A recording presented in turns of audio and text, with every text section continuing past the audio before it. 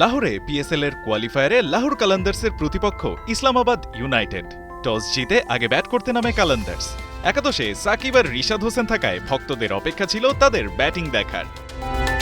ইনিংসে শেষ ওভারে সে সুযোগ এলো। সিচুয়েশন তখন ডু অর ডাই।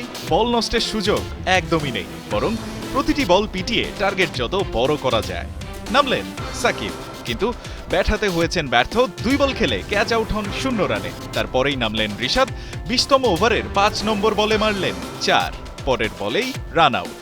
তবে বাংলাদেশের 2 তারকা ব্যাট হাতে তেমন কিছু করার সুযোগ না পেলেও কালান্দার্সের অন্য ব্যাটাররা এদিন ছিল আগুনে ফর্মে। শুক্রবার ইসলামাবাদের বিপক্ষে টস জিতে ব্যাট করতে নামে কালান্দার্স। তবে শুরুতেই ধাক্কা খায় শাহিন আফ্রিদির দল। 2 নম্বর ওভারেই মিলসের বলে ক্যাচ দিয়ে আউট হন ফখর জামান। তারপর আব্দুল্লাহ শফিককে সঙ্গে নিয়ে দেখে শুনে খেলতে থাকেন নাইম।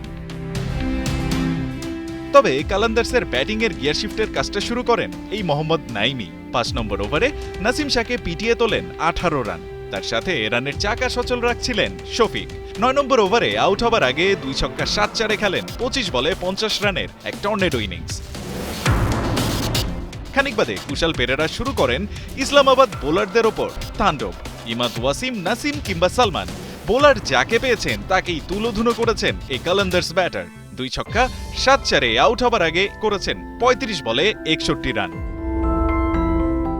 কুশাল আর নাইমের ব্যাটে ভর করে ইসলামাবাদ ইউনাইটেডকে 203 রানের টার্গেট দেয় লাহোর কালান্দার্স। রান আহমেদ, 71।